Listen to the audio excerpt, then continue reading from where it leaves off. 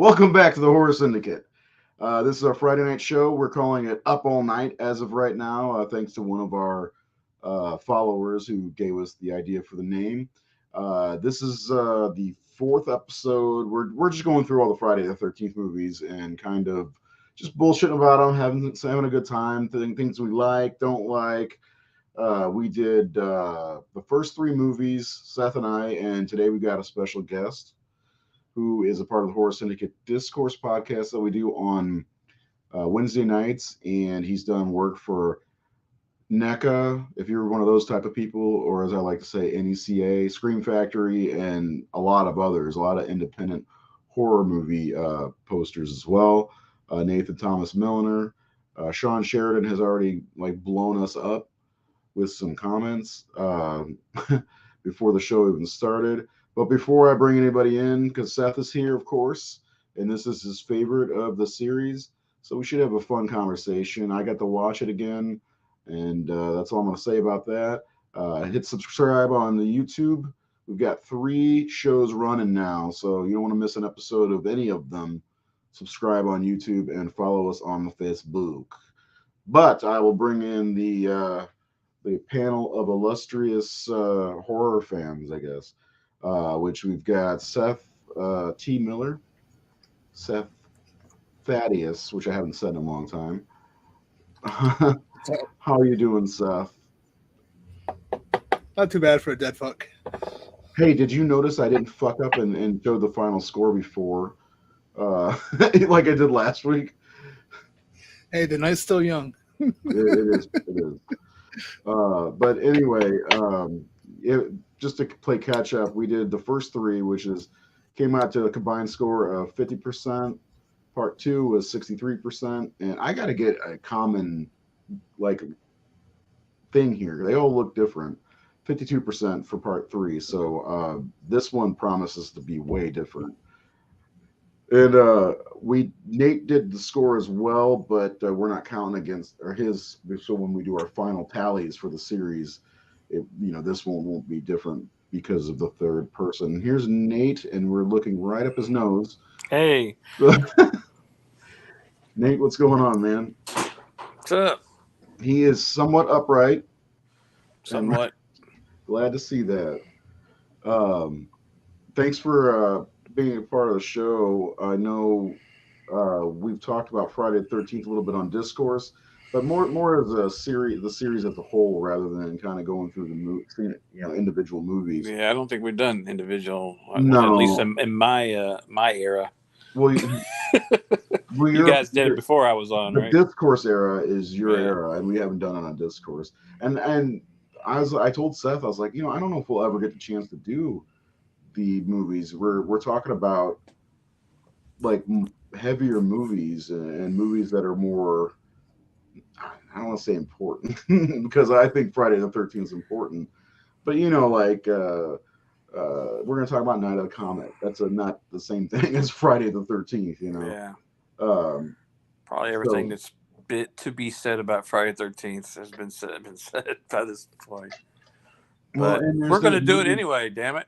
Yeah, but there's movies that nobody talks about, and we focus a lot of that on the Discourse show, and we've gotten a lot of good ones this year, which if you haven't followed on YouTube, check it out, because there's a ton of stuff we've talked about. There's movies we hadn't seen before that we've talked about, and I know all 3 of us really loved a few of the Rillington Place movie was really one of the better movies I think we saw this year. Yeah. From what was it, 1970, 71, something like that. 70, I think. Yeah. So, but anyway, and I'm expecting us not to have as big of a following on here today because Joe Bob's on right now. But I'm better looking than Joe Bob. I'm not looking up Joe Bob's nose right now. Yeah. So anyway, so Friday the 13th final chapter. Real fast before we get going, I'll throw up the comments that we got from Sean Sheridan. First of all, he said I think he's talking about Avatar, and he says it was perfect except for 2 problems, which that means it's not perfect. And I'll probably skip the part 5 show. I have a feeling Razor might not want me to come back. I want you to do that. I want you to tear it a new asshole. Please do, Sean. Absolutely. That's the thing about this show, man. Any of our shows, we want your true, honest, fucking asshole Terry. You know, asshole Terry. That sounds like a person I once knew. Commentary on some of this stuff. At least I do, anyway. Part 4 is my favorite, but Well, yeah. story-wise, 6 is better. What's that, Seth? Well, I was going to say it's like I don't think any of us expect anyone to agree with us, and I mean even us. I mean, me and you, Ray. I mean, we disagree on a lot, and we still are cool. So, Well, I'm cool. Doesn't matter if he. No, that's I want this. That's the every time we do an episode of Discourse or this or whatever I've ever done, I want to know what everybody thinks. So I don't. Yeah, Nate doesn't give a shit. No. So, like, as you know, let us know what you think of Friday the 13th, the final chapter. How do you feel about Ted White as Jason? How do you feel about Trish the Dish? You know, Tommy Jarvis. Is this your favorite Tommy Jarvis? But what I want to talk about more than anything is my disdain for this movie.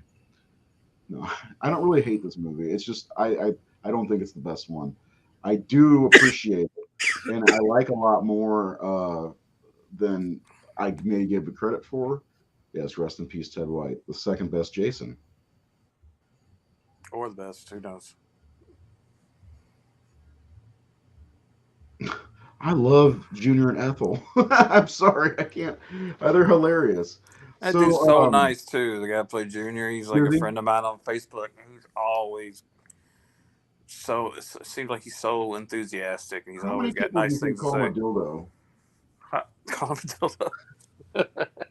Or tell him to shut the fuck up. The fuck up? Yeah. All right. So let's get into this a little bit, talking about. And I might watch this with my kids today, and they didn't know that this one picks up right after 3 ends. And I'm like, how can you not tell? Don't 2, 3, and 4 all kind of go? Yeah, they're all right a day apart. Yeah. Yeah. So this is actually Friday. This is actually what, Sunday the 15th? Sunday. Yeah. Okay. It's Sunday. He's working overtime, man. I wonder if Jason was getting mandatory overtime, getting some triple time or double. Hope he was. He's doing a lot of work. 3 sets of clothes, you know. Yeah. Got a haircut in between there. Got a haircut. Face changed quite a bit every time. Quite a bit in 3 movies. Got taller. Reynolds told me, he's like, had a hump, lost it. Reynolds said, well, maybe he got a haircut between those. Like, yeah.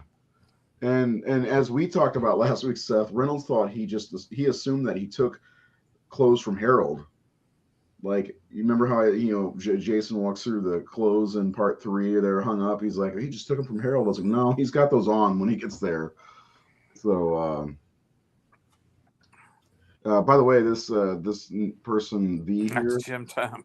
He Gym Time, gotta get buff. He hates Scream like with a passion.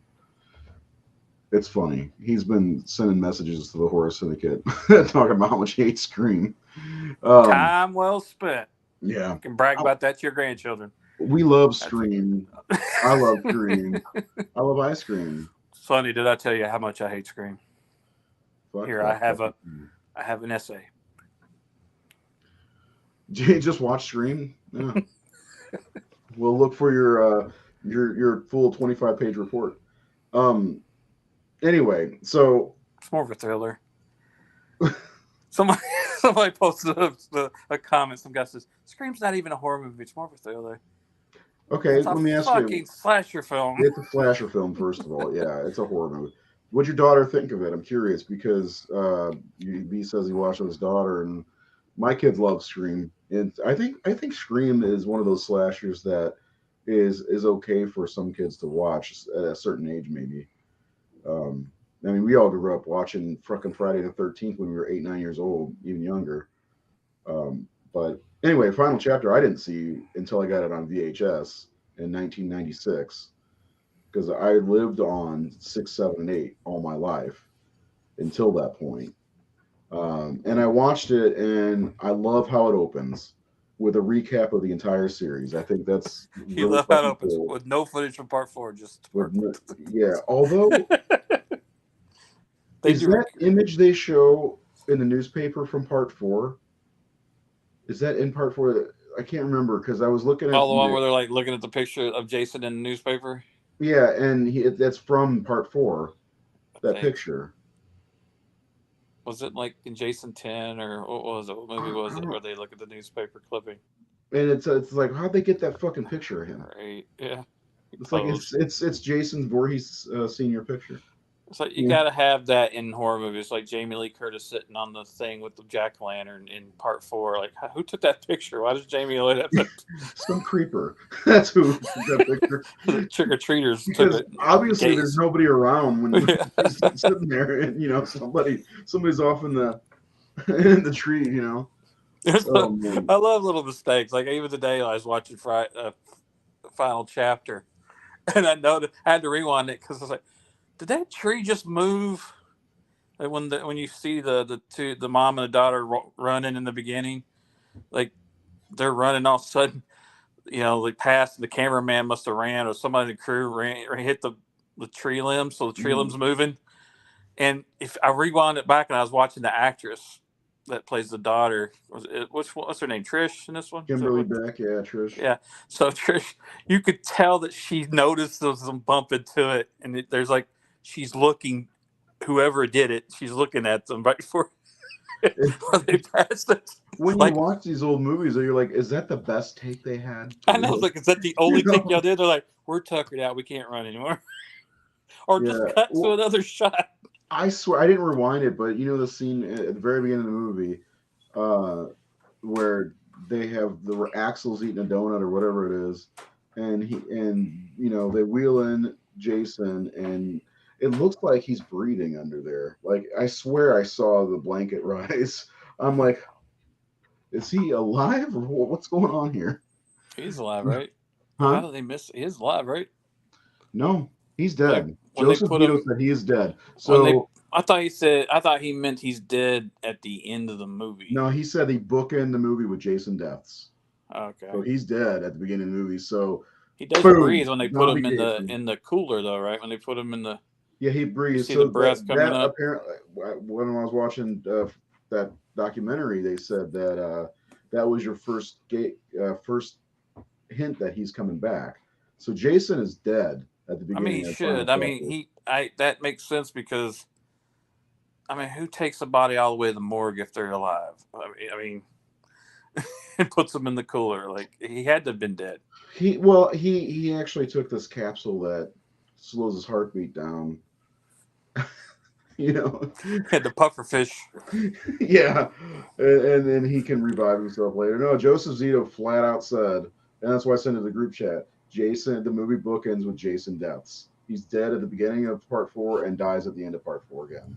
So I do love that opening shot because they did the crane shot. Yeah, the crane shot where the cameraman stepped off the crane and went, towards the barn and all that. It's pretty cool, elaborate. And it picks up ambitious shot. It picks up almost immediately after they take Trish away from part 3, which I really like. And that's a great way to start the movie. And really, I think there's the most cohesive any kind of not cinematography continuity is between 3 and 4, because there's no time to breathe between the two movies. So, Seth, what do you think of the opening? I think the opening is very strong. And I think it's a good example of how, I know you don't like Joseph Zito. I haven't seen his other films, so I don't know how similar he is with his other work, but I think he's the stronger director out of everyone so far in this franchise. And I think that opening proves that. I think he's a better director than Steve Miner and Sean Cunningham. Probably better than some of the other directors in the series too. Besides that's a low bar to set, though. Steve Miner and Sean Cunningham especially. Sean Cunningham's like bad director. Steve did a good job on 2, but that was his first movie, right? First time he ever directed. I think so. Yeah, wasn't it? Yeah. But I yeah, love part I 2. agree. Yeah, I think Zito was the best director at that time. And the only other director I think could challenge him was Tommy, which that's who we're gonna that's who we're always debating on which one was better, 6 or 4. They're definitely the best directors to me in the group, in the franchise. Mm-hmm. Yeah, well, I think McLaughlin is the more talented of the two for sure. Jason Lives, I think, is better written and better directed than any of them. But just, and it's nothing against Steve Miner and like what he did before. It's just, I feel like even though it's just a slasher movie, I feel like the quality of the filmmaking improved greatly for part 4 than the previous 3, at least. It's. I think you're 100% right, but it's weird though. It's almost jarring. The in my opinion, where they go from part 2 to part 3 and the quality of the direction and the cinematography and it's such a bright movie even in the dark, and Jason looks like it's Easter because everything's pastel. It's like Steve Miner took like 10 steps back in his direction. I think part of it is the 3D, but then it's like between 2 and 4 look very similar to me in many ways. Yeah, 2 and 4 are out of that first 4. Oh yeah, clearly the best of those 4. And then 3, it's like what happened in between these two movies? Said the 3D, or maybe they rushed it. I don't know. Yeah, probably both. Yeah, like when I think of part 4, final chapter overall, what I think of is it's an amalgamation of the first 3 films refined. Yes. It's like they took what was great about the first 3 films and just amplified it and made it better than it had been yet. And so what you end up getting is it's a thinner story because they've already introduced all the stuff. They don't have to waste all that time. But it's the highlight reel of the Friday the 13th series up until that point. And that's how I look at part 4, is that it's just a combination of everything that was badass about the first 3 films all in one movie. Mm-hmm. Yeah, and it was like it was also like to me it felt like the culmination of all of them as well, especially with the progression of Jason as a character. Starting off from part 2, he gets knocked down a lot. He makes a lot of mistakes. He's not as brutal and vicious, and throughout each one of them he becomes more and more until it becomes the Ted White one, which I think was extremely brutal and intimidating. It's almost like the character of Jason grew a little bit. I'm not going to accuse this series of having character growth, especially with the character of Jason, but I feel like there is sort of like this neat little progression between 2, 3, and 4 with how Jason evolves with the more he kills. It's like in part 2, he was doing it for like the first time.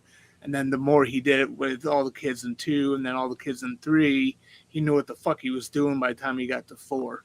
Yeah, I'm not a fan of Brookers at all. I know a lot of people like it. I just don't like that lumbering, slow, gangly guy. And I liked what because Ted White said, he went and rented the movies, and he's like, I ain't gonna play it like that. I'm gonna play a badass. He's like, I want to play a guy who's faster and more intense and more violent. I'm not gonna lumber around and trip around. Well, there's a scene in part 3 that right when Ted White says exactly what you're talking about, they show Jason just kind of casually swinging his arms, walking. I'm like, just not a care in the world right there. This guy from part 3. It's like, I can't stand it. It just doesn't look right. No, I agree. I was never a big fan of Brooker either. I mean, I respect what he did because of the fact that is the Jason that we kind of came to know more. Just because he has a fucking hockey mask doesn't make it special. I mean, it's like it was a great choice, but that doesn't make Brooker's Jason important to me. It's like because like when I watch him when he first walks out on that dock with the mask for the first time and shoots the harpoon, it is so like you said, like just like he's taking a stroll or something. It's just so uneventful. He's pimp And she's, walking at that point. yeah, it's like this is the grand beginning of hockey mask Jason, and it's like he was oh, I guess I'll just fucking walk out here and do this and shoot that bitch, and I'm gonna go back to the house. And it's like, what the fuck is he doing? It's just, I don't know why people like his performance that much. Ted White is clearly just giving it everything in his performance. And Well, like I mean, he's not shortchanging you at all in any scene. Ted White's not being a stuntman either. He knows he's acting. He's playing the character, and I don't know like what they say that Jason's like supposed to be Jaws on land or something like that, and that's what Brooker was supposed to be. I didn't see that because he is like casually strolling along, you know. Yeah, when he's chasing the girl at the end of part 4, man, it's tense. It's scary. Like he's gonna fucking catch her. Oh, Like, he's that gonna whole catch. cat and mouse Yeah. scene, and that's where the movie really gets good for me is the end. You know, the build up is just not for me. Like I don't really care for the teens or whatever. The only I like the Jarvis family. I'm watching it this time, and that's one of the things I really seem to enjoy are the Jarvises and their dynamic. And Helena pointed it out while we were watching, and she's like, they're the reverse of us. An older, older daughter, younger son, and then the mom, and then it's me and the younger daughter, and then the older brother. So I thought that was kind of cool that she thought that we were the reverses of the Jarvis family. But yeah, I really like the Jarvises and their intro and I know Seth, we mentioned not much character development, but you care about those characters. I don't give a shit about Teddy and Jimbo and Yeah. the other ones whose names I can never remember. Yeah, I kind of wish they'd had that scene where she finds her mother in the bathtub again, because it was her. Yeah, I mean, I do like the Jarvises. I like all three of them. I think they are well handled and defined, and like I said, you do care for them. You have sympathy for them. The other is just it's just more teens for the slaughter. Yeah, but I mean, you like, got. I mean, even some of them, like people talk about unlikable characters. Like Teddy's like it's kind of just a pain in the ass, and then like just him making fun of the overweight girl on the side of the road. Like, what a dick, dude! Like, what are people like this? well, he gets his comeuppance though. Yeah. I mean, neither one of the twins want to have anything to do with him, which is good. What about you, Seth? How do you feel about the characters in this one? By the way, I think Topanga Canyon, the Jarvis house, is one of my favorite locations, if not my favorite location in the entire series. I read that I was reading that something else was shot in that house, like a lot of stuff. They shot parts of My Girl 2 in there. What's that show? Entourage, I think. There was some other big movie. Oh, Eraser with Arnold Schwarzenegger. Oh, something bigger. Something bigger. What do you think of that? Tell us what you think of the characters. We're going to talk about Ted White for sure because he's the driving force. Go ahead, Seth. Yeah. As far as the characters, I like them for the most part. Like you guys, I feel like the Jarvis family is the kind of the best part of the movie. And it's like the first time in the franchise you have a really up to this point, especially you have like a really likable and kind of innocent family unit, like that actually they're not just it's hard to describe, I guess, but just like they're different characters than what we've seen before in the franchise, and I think they are they're better written, they're better performed. I mean, I think all three of them are really good in this movie, to be honest with you. And they live there. They're locals. They're at home. They're not. Yeah. They're not like it's. This could be any like people like Friday 13th. Well, just don't go to a camp. It's like, but this is like their home. This is where they live. This is their backyard. This is fucking home invasion. Movie.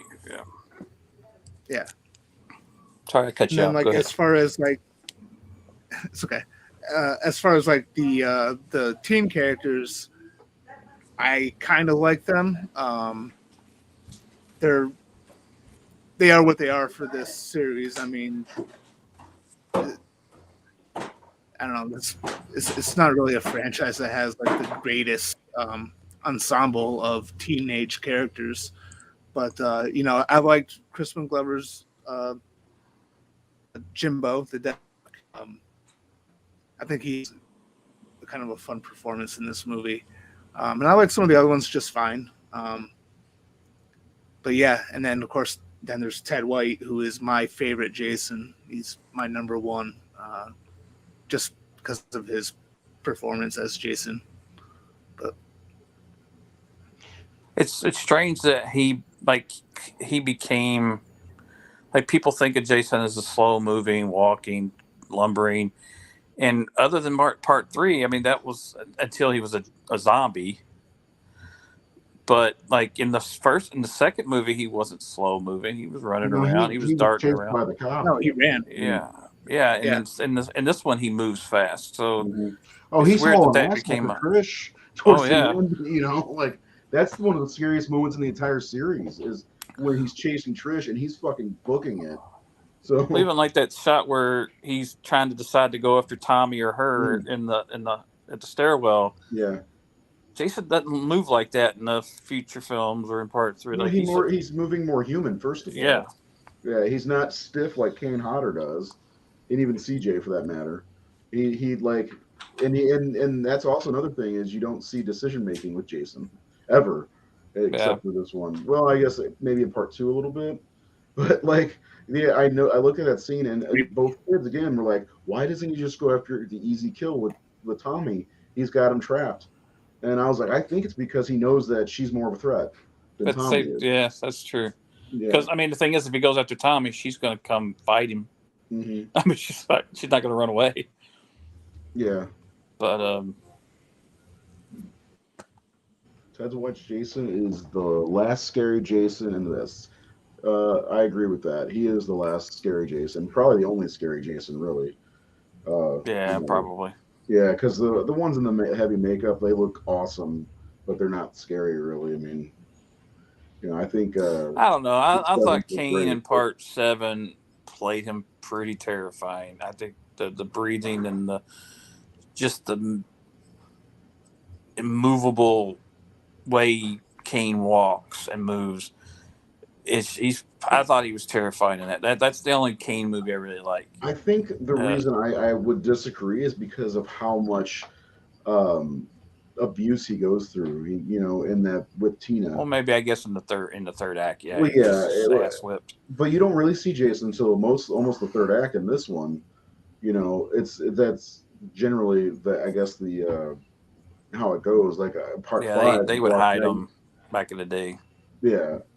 But anyway, yeah, I think there's a lot scary about this Jason. Like, from the get go, he fucking that. First of all, what the fuck is Axel watching?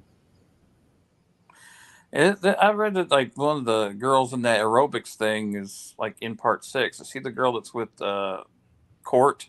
Is it Darcy DeMoss or whatever? I think maybe. I don't know. I just don't understand. They're like they got their butts together and they're bouncing them, and he's like, oh no. I'm like, what are you getting out of this? Like was Tom Savini talking about that guy like Axel's kill on the Crystal Memories? Really, it was on the DVD, and I loved it because Tom said, "Yeah, I was telling Ted, when you use the saw, and then you turn his head around, you snap it, you should do." And Ted's like, "Tell you what, you leave the stunts to me, you do the makeup." And Tom said, "I went up to Ted a little later because I thought," and he said, "I went up to Ted and I said, earlier what you said to me, I kind of took offense to that because I've done stunts too." And Ted says, "Yeah, I heard that about you." He goes, "And we became friends after that." He goes, "I love that. I can see Ted do that." Yeah, I heard that about you.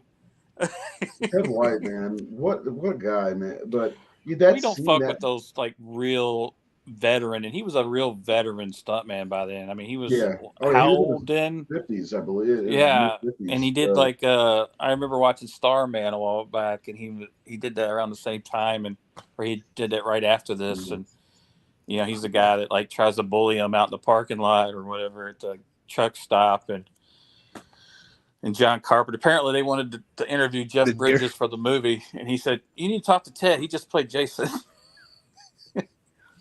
I think, but I was gonna say that's one of the better kills in the movie.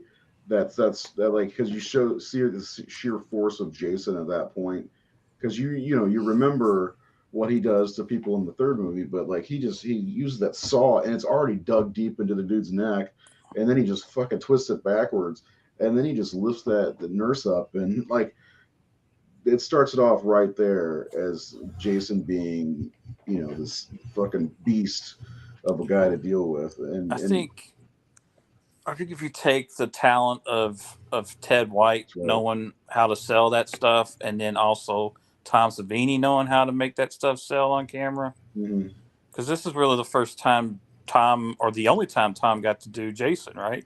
I mean, really, in action, killing people. I mean, he did the first one, but that wasn't Jason. But like here, you've got the combination of what Tom could do, effects wise, and know what he could pull off, and you got a stuntman who knows how to make that shit look brutal as fuck, and know how to sell it. And just like, I mean, I know a lot of people talk about that shower scene where he's crushing that dude's fucking head. I'm just, yeah, I'm gonna ask you guys later what your favorite kill is because watching my this favorite one kill in the whole again, franchise is in this movie. yeah, okay, yeah, because I was watching this one again, I was like, wow, they show a lot in this one. The Rob's kill is like I forgot they actually filmed it, like you actually see it because I like in my head when I think about that kill, I think about it being off screen for some reason because while Trish is running away, you can still hear him. He's killing, So, but I'm watching. I was like, holy shit! They show way more than I remember. I guess. That scene, I saw that movie when I was little. Like, it was one of the ones I saw. I mean, I was 8 when it came out, so I was probably 9 or 10 when I saw that movie.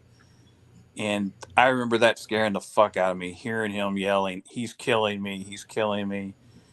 And then later, as an adult, I thought, God, that is such a terrifying thing because you're aware that you're dying. You know, he knows that he's dying. He's killing me. Oh my God, he's killing me. He's telling her to run, but at the same time, he's like, oh my God, this is it. I'm dying. And you don't see that in these movies. You don't see someone, they're usually dead, but he's aware for like almost a minute of that sequence that he's about to die and there's nothing he could do about it. And it's really frightening. It's not over in a blip. He's being killed. He knows it and he's verbalizing it. And it's scary. It makes you wonder, like, does Jason know that Rob was hunting him, and Jason took a little bit extra time on him? Because he was definitely the person that was the most like. I mean, nobody really is that much of a threat to Jason, but he was the biggest threat to Jason in this movie. And did you think Jason took an extra little bit of time for some pleasure? Like, is that what was going on? Maybe. I mean, he did see. He was around when the guy was walking around, right? Did he ever go see his tent with all his shit? Probably. Can't remember if Jason did. I'm He sure may have stumbled on it. Jason seems to watch people before he makes his moves. So yeah, I'm sure he was aware. This guy's not out here. He's by himself. He's packing gear. He's got all kinds of shit. He's not just here to, roast hot dogs or something out here by himself. No, even though it creates a huge problem with continuity, but because his sister is in part 2, she's only been missing for a day and not really missing.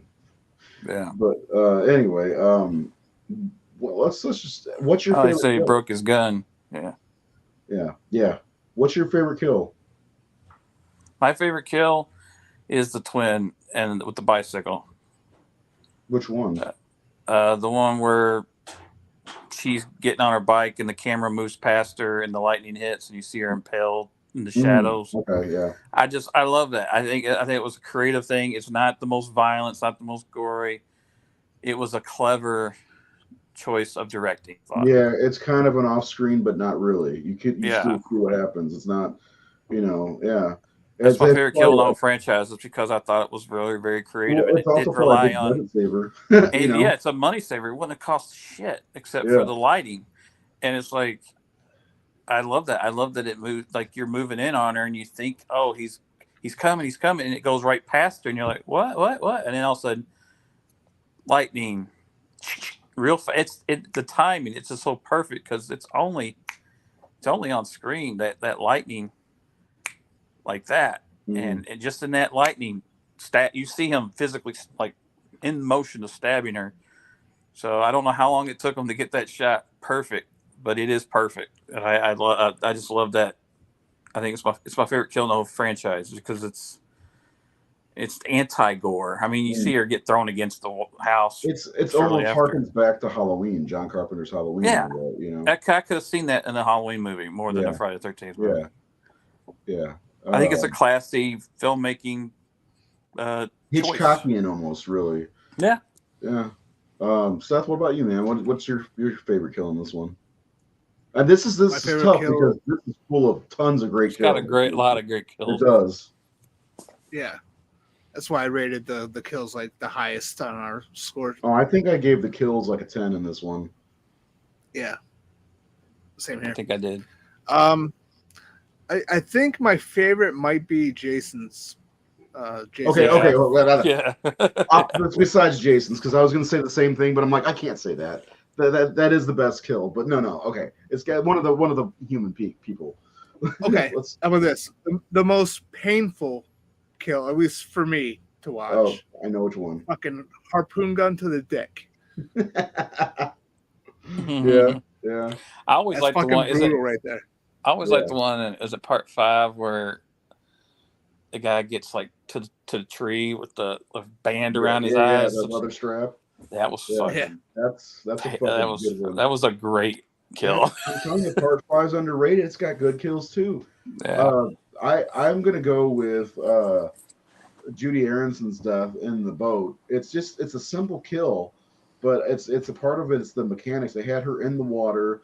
There's that thing where she's freezing to death because they shot it in November, and she's in the water, and Ted White's about to walk off set because he's pissed at Joseph Zito because he's got to get this shot, and she's turning blue and she ends up with hypothermia, and plus I love the way that Judy Aronson sells it with the tongue sticking out, that's always been one of my favorites in the movie, and it's hard to pick because the face smash in the shower is so fucking brutal. That's one of the best. I mean, you've got like three or four that are got to be top 10 kills in Friday the 13th in this one movie. Yeah, and it talks about Jimmy's is really good. The butcher knife for the Crew and Cleaver. Yeah, where'd you put the corkscrew? Right here, motherfucker. Yeah. I know I do like the one, and that's part 3, right, where the guy's in the shadows and Jason's got him and it's crushing his head. Other than like the eyeball pop out, I love that because it's so wide. You see her, she's unaware, and he's in there like just, it's one of my favorite kills in the franchise. There's 2 good ones in that one. The guy who's walking on his hands, and then that kills really good. But the rest are just whatever for me. Yeah. Plus, there's a lot to that going good for this one after rewatching it again with the kids, especially because they've both seen this movie, but they were really getting into it, and it kind of helped me along with wanting to talk about this and not being so negative about it. We have more fun this time, but the kills in this one are top notch. Jason's top notch. I think Trish is one of the best characters in the whole series overall. And I know Seth and I have talked about this at length before about how great the third act is in this movie. It's potentially and it might be far and away the best third act in the series. I never gave it as much credit as I should. When I watched it today, I realized how good that third act chase and fight is, and how much Trish, when she goes after him with the hammer when he's got a hold of Feldman in the window, I was like, okay, man, she's up there with Rachel Carruthers protecting Jamie, but even more so because She's she going is to town on that fucking mask for going that. to town on him in Yeah. that. And then she realizes, hey, there's a sharp end.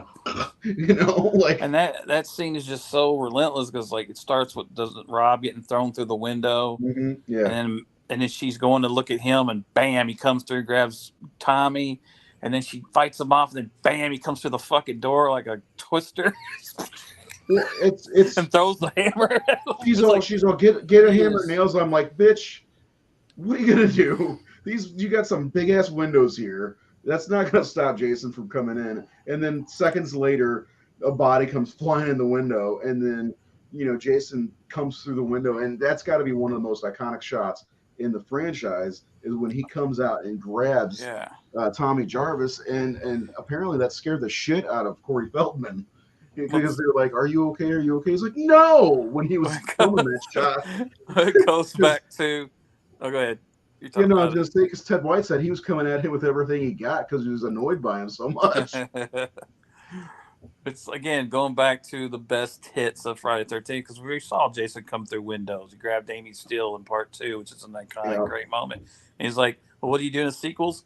Break 2 windows back to back, and then have him bust through the fucking door too." It's like, and that's awesome. Boom, boom, boom, boom. And then not even like pause, throw the hammer, run up the stairs, chase him up the stairs.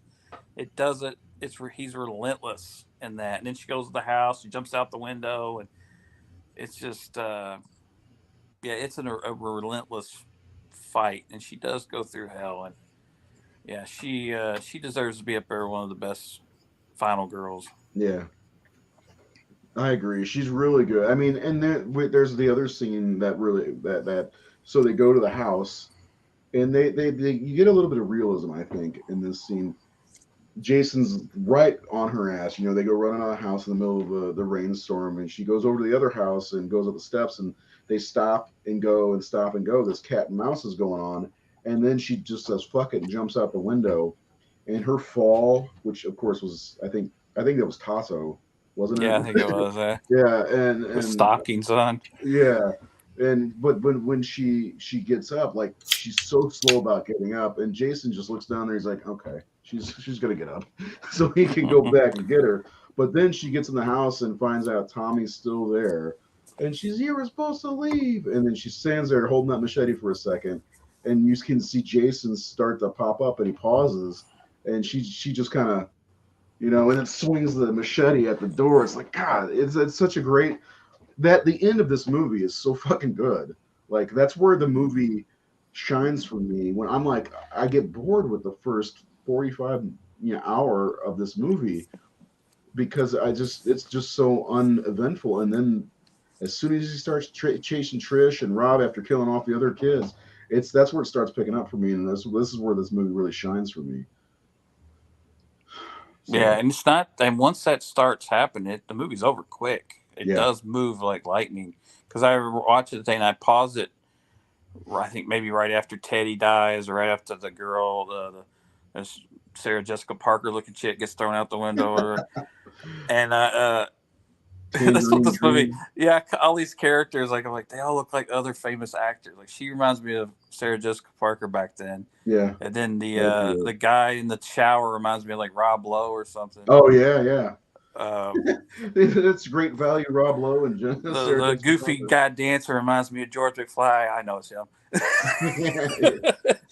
Yeah, Reynolds was like, "Hey, is that Marty McFly's dad?" I was like, "Yeah." I'm not good at confrontations. Darth Vader came to me in the middle of the night last night. He said he was going to melt my brain. We came from planet Vulcan. And let's talk about Corey, because Corey really is phenomenal in this. Corey was not the greatest actor, but as a child actor, he had a lot of energy. Yeah, even when he had the flu, apparently. Yeah. I mean, just him in bed, bouncing around, looking at whatever her name is, Julie Aronofsky, whatever. Aronson. Like, just his physicality, what he was doing. It's a really good comic performance. And that's the thing. Like, Corey did stand out. Like, you watch Goonies, He's It one reminded of the me of me as a standouts. kid. That scene reminded me is getting excited. Yeah. I never seen a girl stripping across the way, but I remember being up and bouncing around and stuff like that. Or when I saw boobs on a movie, I'm like, oh my god, And like so goofy. But yeah, he was such a cute kid too. So like part where he goes, he's all in the camera and he's got those big eyes. He's looking, and it was like he was really special back then. He really was. But he was never like. It did carry over to being a strong actor. Like if you watch like Stand By Me, River Phoenix is fucking acting his ass off the screen. Like it's. But he was good at what he did. mm-hmm. Even like when he became a teenager and he's like licensed to drive, he's the comic relief. He's funny in that. The Burbs, and Lost Boys. But that's where he was good. Comedy. He could be Archie's no. Yeah, very authentic kid and very comfortable on screen. Very comfortable doing it. He didn't feel like his my favorite role of his mouth from the Goonies though. Oh yeah, he's great as mouth. Oh my god. Hey Mikey. I mean, he shines in the Goonies. I mean, he really does shine in the Goonies. Mm-hmm. But he's really good in this. I mean, this was like one of his first, right? I mean, I think he he was on like Gremlins right before this. Yeah, I think him and Gremlins were the same year, right? Gremlins in this movie. But I think he shot Gremlins too. And I know he was on I remember him being on the Bad News Bears TV show. I believe when he was probably just a little bit younger than this, maybe early 80s. But he did. He was a great. He was a good Tommy Jarvis. It was and just the finale, of course, is just iconic of him chopping away at Jason, die and die. Seth talks about getting this nostalgia feeling watching the early Fridays, and that hit me watching the end today when he shaves his head, and they use their again they kind of go back to the first movie. In the second movie with Jason, is he looking at himself? Like Tommy shaves his head and looks sickly or whatever, and it's almost that same moment. It's a rip off of part two. Like I said, it's all these greatest hits of part of the other movies. Yeah, but it feels like it's so smart that he did that, and although I think like, why does he get that idea? Why does he think that's going to work? Like it made more sense that Amy made that connection because she saw that he had a shrine to his mother. Yeah. So it made sense that she would put those two and two together. I don't understand. I don't think it works as well in this that he would do that and Jason would be confused. Like, I don't know if Jason sees himself that way, but he saw his mother. This girl's wearing his sweater and she's talking. Jason, mother's, it's like she's talking, and he worshipped his mother. So it made more sense to me in part two. Yeah, it was the newspaper. He was looking at the newspapers, but I wonder if it was just a way to confuse himself. What do you think on that moment?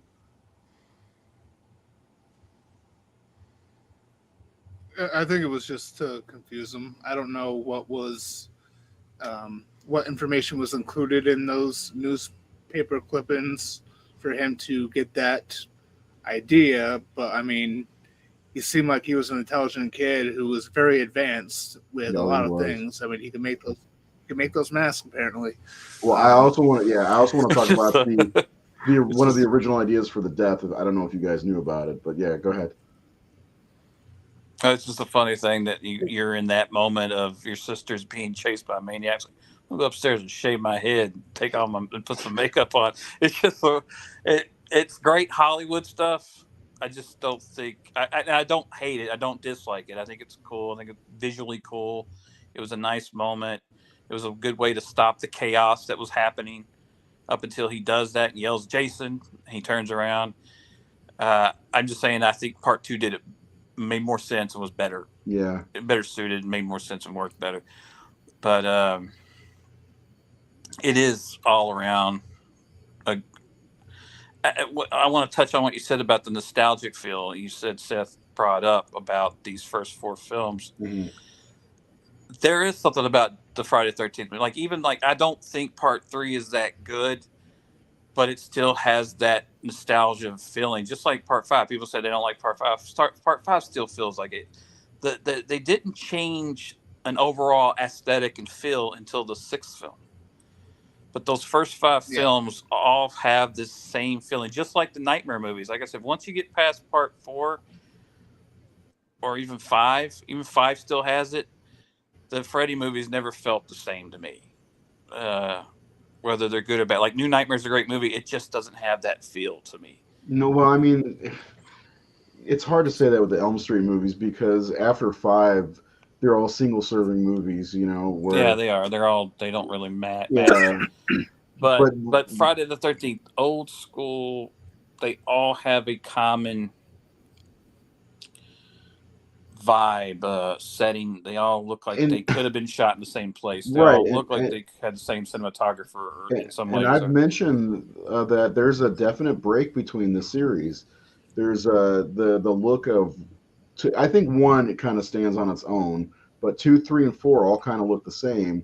Then you got 5, which is directed by a softcore porn guy, and Yeah. then 6, 7, and 8 are kind of like that late '80s MTV type of movies, and they all kind of have the same type of feel to Two, them. yeah, the original film has a budgetary look to it, that Yeah. it didn't have the money, and it also feels very loose and handheld, Mm. um, almost like a documentary feel, like when the teens are hanging out. It looks like there's a cameraman shooting them as they're talking and hanging out instead Yeah. of a film look to it. Whereas, yeah, when you watch the beginning of this movie and you see the clips from the series, the part 1 clips definitely look very different Very old. from the sequels. Very, again, very simple. Again, they didn't have the money they had on the sequels. I don't believe so. No. No. And they knew what it was by then. Like they kind of. I mean, part 2 is such a leap forward in so many ways. It's way better looking. Yeah. Seth, you had a point you wanted to make. Yeah, well, it's just there's a very fine distinction from 1 through 5, I think, and then 6 and beyond, and that's with like the first 5. They were definitely like the Jason or Pamela or Roy. They were and they were treated as, and they weren't always shared. Just like shots from behind, shots of their feet or shots of the hand or whatever. Mm. And then from like part on, more Jason full. He's right up, um, front and center, and he's comes sort of like almost as the series changes. So I like for me, when I look at the first 4, the first 5, I have that nostalgia factor for the side where You get Oh dropped. God, what happened? He just disappeared. He was getting choppy. Ray, you brought up last week by 85. It felt like Nate. There was something I mentioned last week that you might be able to touch on a little bit. Is it like I feel like there's a hangover in filmmaking from one decade to the next? And I mentioned last week I was like the movies of the early 80s still feel like they're somewhat movies of the 70s in a way. And by Yeah. 1985, they really started getting into the feel of what we knew as the 80s. You know. Yeah, like up until about 82, America was still in the 70s in Hmm. many ways, aesthetically and everything. Once you get into 85, as 84, 85, that's when like the MTV neon, uh, commercialism, um, shopping mall, the shit you see in Stranger Things, Yeah. kind of 80s begins and going into the 90s where you get the shoulder pads and yuppies and all More that shit. neons and triangles. Yeah. And So when you look at the late 80s do not look like the early or even mid 80s. Mm-mm. Yeah, he's right. Like you could really cut a line between the decade, and there is a big shift.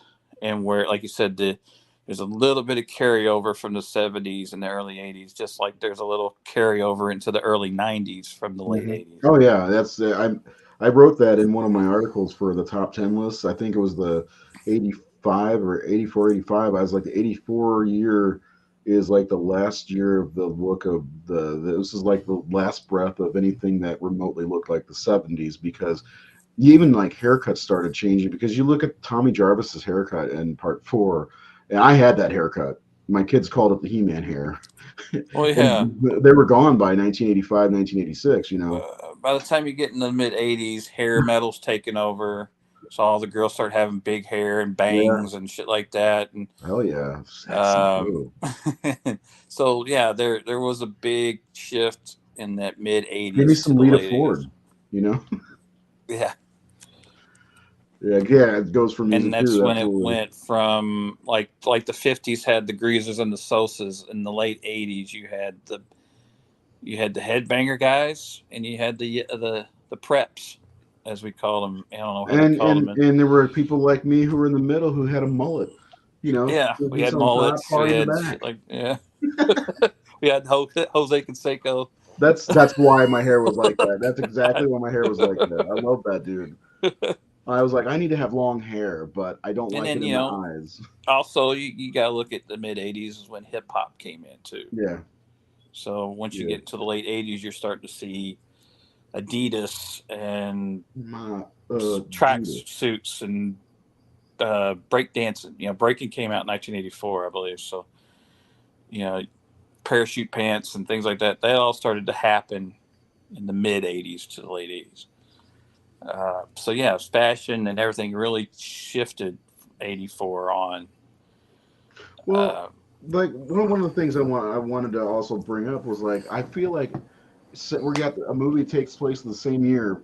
These three movies that popped in my head today were, so in 1984 we had Friday the 13th 4, which had a distinct look, but then there's Night of the Comet, which had more of an 80s look, and then Elm Yeah, Street even looked different. All three of those movies look but different. Night of the Comet is L.A. So That's true. L.A. That's was true. like, if you look at movies in L.A. and New York, because America, like, people talked about that, like when people do homages to 80s, they got to use all these neon, all these colors. It's like, no, man, the 80s was fucking brown. Like, there Wood was just a paneling lot of wood everywhere. paneling and Yeah. everything. Like, it was not that way. Yeah. So, and that was part of the late 70s look too. So, like Hold you on, I said, gotta ask you a question. Straight up, I need to know, everybody who's watching, in the 80s, did you have that wood living room set that had like some kind of weird design that looked like it was a country setting, and then there's a table, like you could take the cushions off and it's springs and wood. You know what I'm talking about? And then the table, like the what do you call it? The coffee table had cushions on the fucking coffee table too. Like, yeah, we had that shit growing up, some ugly ass furniture, Yeah, but I it's so loved it. cool looking on film. Yeah, look, yep, yep. Yeah. Luke's V. Yeah, see, everybody had that shit, man. We used to I didn't take the have it, but fucking I didn't have it, but I knew people who had it. dude. We used to take Like, my that shit babysitter had that shit. and pile up all the cushions as high as we could, because we got more cushions because of the fucking couch or the table. Because usually you get 5 cushions with a couch and a love seat. But we even had this TV back in the day. It was a projection TV where the projector, it was like a U-shaped TV where the projector was right here shooting up at the screen, and you could walk in between the projector. It was like one of the bigger TVs back in the day too. It was fucking awesome.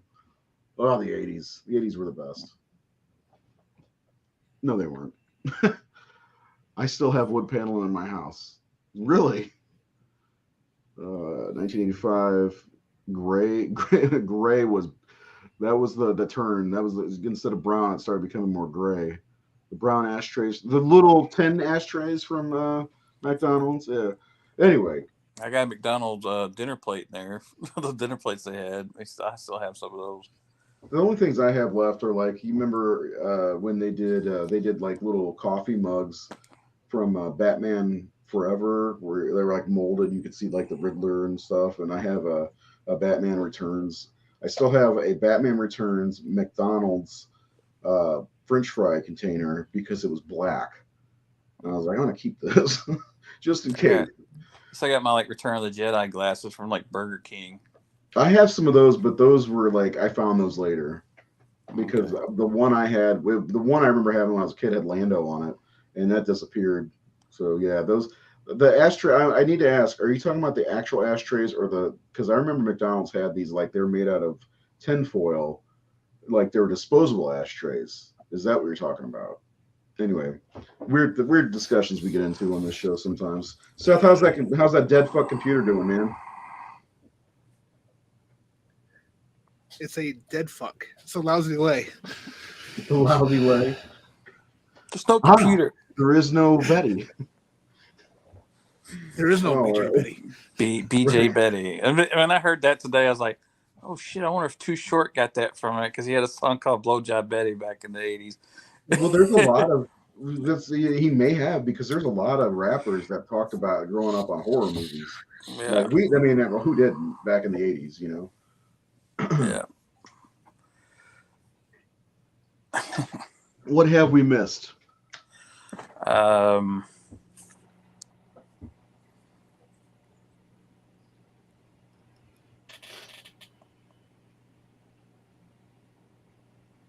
My master. Oh well, yeah, a lot of nudity in this one. I think probably the most. Part 5's got the most.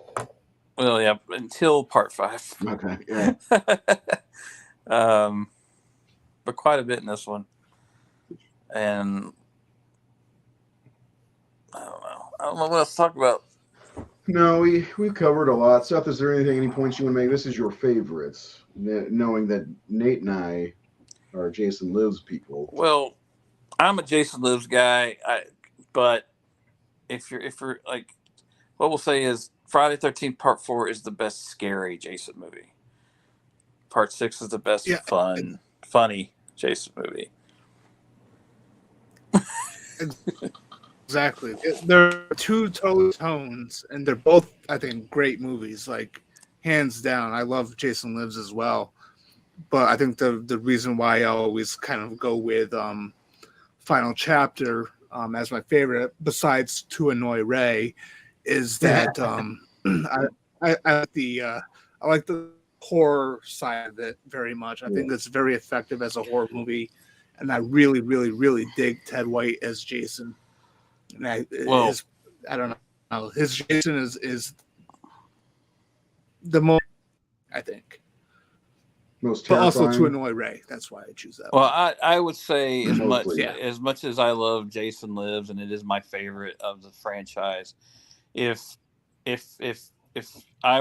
someone said, all right, these people have never seen a Friday the 13th movie. If you could show them one Friday the 13th movie that represents what Friday the 13th is, what would it be? It would be this movie. This, to me, is the quintessential Friday the 13th movie. Yeah. To represent that character, that world, that era, what made those films popular, it would be this movie. One thing we didn't mention I do want to mention is I love that Jason's mask continuously gets battle damage. Yeah. That you see the chevrons coming off and you see marks and things happening. And that's ambitious to have done that, like to do that, because you got to keep continuity and all that stuff. And like to do that, it was I don't know if it started to get damaged and they just said, all right, go with it or what, but it makes it one of the most interesting looking masks in the franchise because of that fact. Yeah, actually, I noticed something about that today. I'm glad you brought that up because the mask looks cool. It's got one of the things when I think of Jason's mask, it's always got the axe mark in it. So I'm not a big fan of the third movie, even though it's when he gets the mask. But I like the axe mark, and he's got that in this. But that scene after Trish beats the shit out of his mask, that chevron is almost gone when they are doing the cat and the mouse in the house in that other house. And I'm like, man, that's a keen eye in filmmaking, continuity and all that. So, and like a scuff, paint scuffed off the nose and, mhm, and off some of those other scratches and things. yeah, It's just a little detail that I don't know if it was Zito's choice or Savini's choice to do that. that feels like a Savini thing, honestly. Yeah. So that was a highlight of this film is that you see Yeah. a transgression of this or whatever of this mask Something throughout the movie. I never noticed before, but until my friend Frankie, he does custom Jason masks, and he's got like 3 or 4 versions of the Part 4 mask because because of all the wear and tear it goes through in Part 4. But before we do scores, Seth, you got anything else you want to throw in? Anything that we missed that you might have wanted to talk about, other than the weird snuff films that we're watching? I know you love those. Oh, besides those, think I think we covered everything really. Just overall, I think it's effective horror movie. I liked the characters, especially the Jarvis family. I don't know. It's just it's a great movie. I love watching. It's got a lot of the best deaths in the franchise in it. Um, yeah, just overall, just it's always a fun time. The end. I will say I had a lot more fun watching it this time. Is it me, or does the Jason Goes to Hell mask look like it is embedded into Oh his face? yeah, it's like his Yeah, face is growing around it Yeah, or something. yeah. yeah. So Nate, we're gonna Looks start with like a you. piece of popcorn. Yeah, it does. It looks like a tit that needs to be popped. I hate that I hate the picture. look of Jason Goes to Yeah. Hell. I don't like it at But all. so we uh, we always come up with these scores every week. If anybody's new watching, if you're new and watching and you haven't done it yet, please subscribe. We've got a show on Tuesday that follows the Supernatural television show that was on the CW for 1,000 years, and then we do our Discourse show on Wednesdays, and then we do, of course, Up All Night on Fridays, which we're not really up all night. It's only like an hour and a half, but still. Subscribe, and then if you're on Facebook, you already follow the Facebook page. But anyway, so we came up with a ranking system for these movies that we're covering, so we can do a clear ranking show at the end of the Friday the 13th madness. And Nate's coming along. His score doesn't reflect our final score, but he came up with his score. And how'd you get there, Nate? 85%. What about this dashing picture of you, by the way? Handsome devil. Handsome devil. That's when I lost all my weight. You know, yeah, I mean, I was looking for one where I lost my weight, and I ended up finding a picture where I was at my heaviest. So, And then COVID happened and ruined me. oh, I know it. Anyway, 85%. What brought you to that score? Because it doesn't have a reputation of being one of the most popular. Sad Hill's better. This is clearly one of the most popular horror films of the 1980s, and people love the 80s and the 80s horror. And I'm sure there's a whole lot of horror fans who put this in their top 5 of that decade, and they're not wrong. It's slasher films defines that decade, and this is one of the best slasher films. Easily. What we did decade defining movies in year one of the Discourse show. Wasn't this one of the top movies? I think it was up there. Yeah. I think it deserves to be there. I think, I love Halloween, but I don't know if Halloween 2 or Halloween 4 or 5 or whatever, even though I love Halloween 4 a whole lot and Halloween 2 more than this movie, but I'm not a Jason guy. But that's preference. I always talk about the difference of people who talk about, well, this isn't as good as that, or that's better and all that. And I'm like, that's just your preference. Like, okay, I like Freddy. I like Halloween more than I like Friday the 13th. But and I off on the show, I often give Friday the 13th shit. A lot of that's just me being funny or being playful, being whatever. I do respect these films. I do enjoy these films. I think out of the three big franchises, these are kind of the funnest ones to watch. These are the ones you can throw on with a party, Absolutely, with a bunch of friends. You don't even have to pay attention to it. Because Halloween to me is the serious franchise. I always brought down Halloween to me is the serious franchise. Friday's the fun one. Nightmare's the most creative one. The best. The best, yes, the best. But they all are three different. They all offer something different. Oh yeah.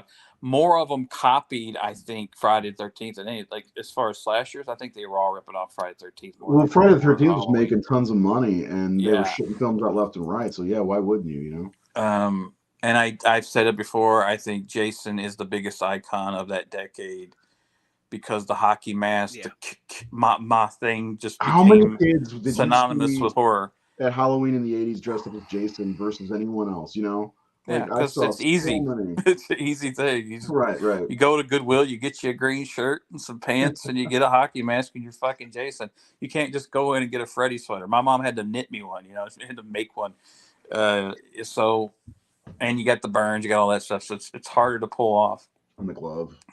Michael's easy too, but they didn't really have. It wasn't hard to find that mask. It was hard to find that mask in the 80s until the mask came out. I think it was like 85. I think so, or something like that. Seth, what were you gonna say? Well, just another to go along with this too is like, what was it? There was only 2 years where there wasn't a Friday the 13th movie in the 80s. Yeah, they made 8 movies in one decade. They were. 83 and 87. I mean, and even like I don't even think Halloween, the Halloween franchise didn't even really make nearly as much in the box office as some of the Friday the 13th. I don't believe. Friday the 13th was raking. I can answer that question about Freddy's sweater. Wes had read that the color's red, and well, actually, I think it was in the scripts that it was supposed to be red and yellow. A red and yellow striped sweater. I don't know how he came up with that, but he read that red and green are hard colors for people to look at, and so they went with that. Yeah. That's how he came up with it. And I'm sure the costume department just made it or found one or something. Yeah, I think David Miller may have just made it because he was selling replicas of it. I did not catch that. I saw the Babadook on the train in the Scream 6. I think it was the Babadook. And then you guys. There's a bunch in there. Yeah, there's like 2 shots where there's a Jason mask on the subway train, and then there's like one of the coolest is some girls dressed up like Samara Weaving in Ready or Not. Watch that again. Coming down the subway in the subway in the wedding dress. Yeah, she's got the wedding dress and the gun. She's in that fucking movie. The bullet. Samara Weaving's in the movie. The bullet's over. Yeah. I'm really we need to see Scream 6 the same weekend so we can come back and talk about it on the show because I'm actually starting to get hyped for it. And that teaser, it didn't show a lot, but that's all I want to see. I don't want to see another fucking trailer. That's all I want to see because I want to go into this one as fresh as can be. So I'm ready for some Scream. I know V's ready for some Scream. Maybe not, but anyway. So Nate, 85%. 85%. It deserves that. It's I mean, it doesn't top Nightmare 1 and 3 or 4 or whatever to me. I'm not a Jason guy, but I totally get why people love this movie. I totally get why Jason fans love this movie the most. Again, it's the greatest hits of the franchise. It is the quintessential Friday the 13th movie. And as Seth pointed out, it's probably the first really, really greatly directed. And you've got Crispin Glover, you got Corey Feldman, so you got these big names. Even though the first one had Kevin Bacon and all that, those guys represent the '80s in some ways. I mean, it's George McFly and fucking Mouth, So Frog Brother and all that. The last American version. Yeah, Les American Virgin dude, and Yeah. so definitely, arguably the best Jason. Great mask, great. It's Tom Savini, the god of splatter. He outdid himself in this compared to the first movie. And he's also the guy who could rightfully call himself Jason's father. Yeah. I would put this up there with like this and Day of the Dead and maybe Texas Day Chainsaw of the 2 Dead's as his masterpieces. Oh my god, Day of the Dead's his masterpiece, in my Yeah, opinion. Day of the Yeah, Dead is his masterpiece. I love that movie. But really, think about that. That's just 2 years, right? Both 84, 85, he did Texas Chainsaw 2, Day of the Dead, and this movie. So this was the peak. These 2 years is the peak of Tom Savini in my book. Yeah, we on Discourse we haven't done. I don't think we've done Day, have we? I don't think so. Yeah, we need to do that because I love that movie so much. I think like Dawn of the Dead's my favorite. I think Day of the Dead is the best, if that makes it. We'll get into that because I definitely want to talk about that at some point. I like Night and Dawn more, but not me, man. There's Day of the I like depressing movies. Yeah. Where it seems like all hope is lost, and this movie just fucking oozes that, you know. Like it's the darkest and bleakest of them. That's why I like it. Yeah, because Night of the Living Dead, like as much as I love Night of the Living Dead, I love it, but there's still a lot of hope. You know, they can get out of this. There's a way out of this. You know, and Barbara survives at the end, so there's still that hope there. Where in Dawn of the Dead, they get away. You know, Day of the Dead, you got crazy motherfuckers running the place. You never know who's gonna kill who. There's just so much negativity going on. Go ahead, Seth. Well, with the original Night of the Living Dead, I mean, Barbara's fate was left. I don't. Yeah, I thought Johnny got her. Didn't he? You think she was pulled through by all the zombies? Yeah, the zombies pull her out. Yeah. Did we do Night of the Living Dead? I don't think so. Yes, we did. Did we? Yeah, we did. Yeah. Yeah, we did. Yeah. Can we revisit it? This will be 4 years. We could do the remake. We didn't do the remake. Yes, please. I love the remake. We'll do remakes except for Day of the Dead remake. We'll never do that. There's 2 of them. Anyway, I didn't see either one. I saw the first one because I was like, oh, it might not be too bad, and it was bad, really bad. At the end of the day, they do get away, but the world's fucked. Yeah. So anyway, Seth, your turn. You ready for your ridiculous score? We're pretty close. Yeah. Yeah. Or was that 89 or 86? 85. Okay.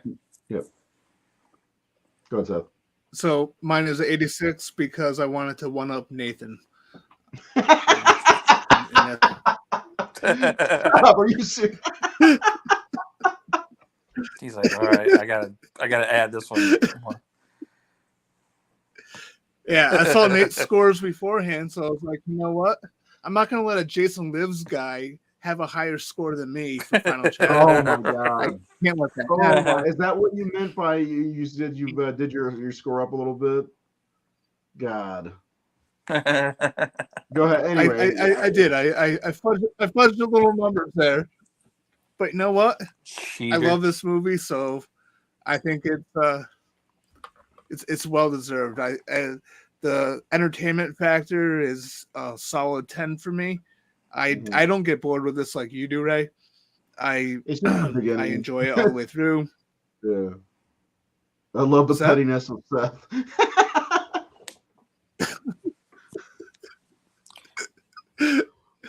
I didn't know somebody was competing. I didn't know it was a competing.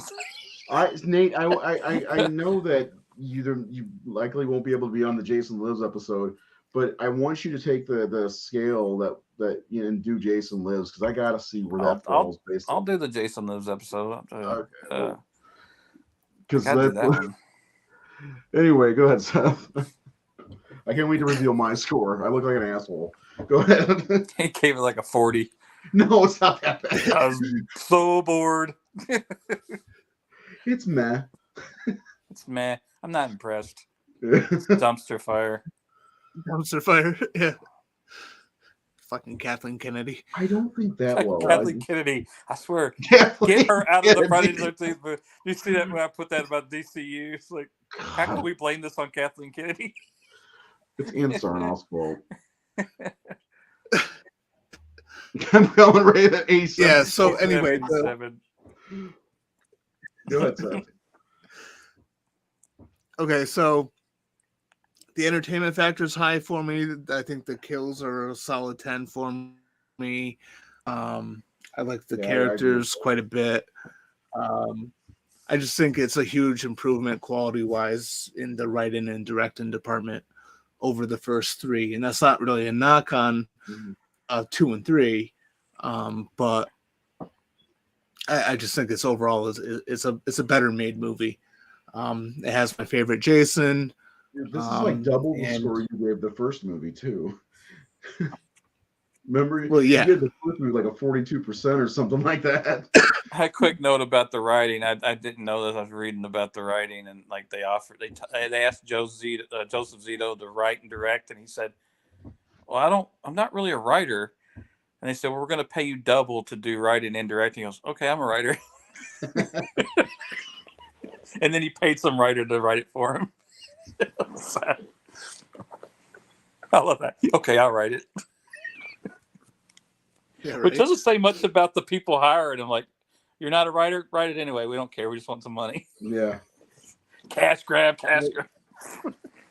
That's this whole franchise. I mean, right from the start. The whole thing's a fucking cash grab. Yeah. Yeah, so basically I love this movie. It's my favorite Friday the 13th movie, not just to annoy Ray, but because I do enjoy it, and my score is 80%, not because I know Nathan, but because I think there's a lot of really positive, strong things with this. Look how happy you are too. He's so happy to give it 86. Yeah, I mean, like,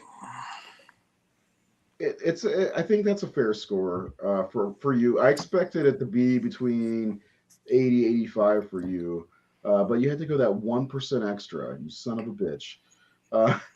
Anyway, my score is not as high. It's 73. I'm a little bit harsher that's why I have that shock face. I'm a little bit harsher when I grade things. So, but I gave it that for having the scream knife in the shot. Yeah. Nate, aren't you friends with Tommy? Tommy. What? He would get a kick out of us explaining how his film is inferior to Final Chapter. Who said it was unfair? Nate's a Jason Liz guy.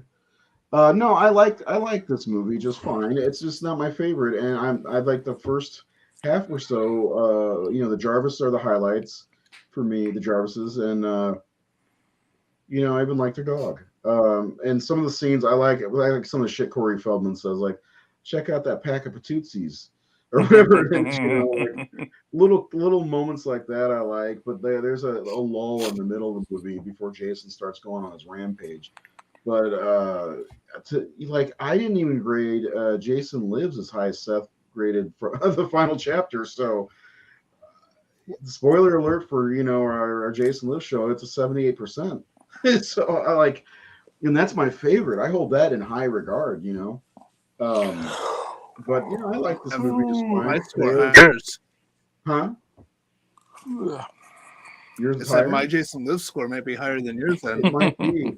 But again, this like I look at when I'm rating these, I look at these for what they are also.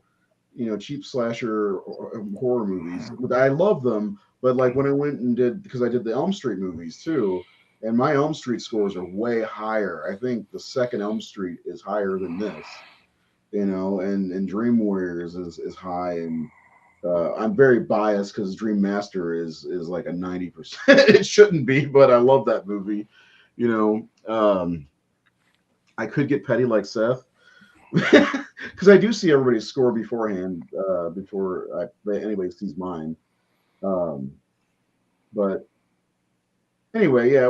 After it's all done, the final score for this 80%, and so far in all of our rankings, it's number one, followed by part two, which right, Yeah, that's right. then followed by part three, No. and then part one because Seth massacred the score for part one. Yeah, I like part one more than three. I do too. I hate part three. Yeah. I don't hate part three, but it's really low ranking on mine. There's a lot I don't like about that one, but I think this is a good. I'll take score. part three over part one any day. I know you obviously 40%. Obviously, you got bad taste and you're petty. If for more petty stuff, I've been told that my whole life.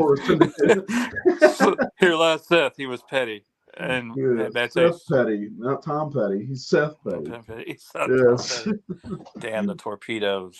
So, are we talking? Hold on, I just got a comment pop up. I agree, Seth. With what? You just would, agree Luke, with him because you're on his show.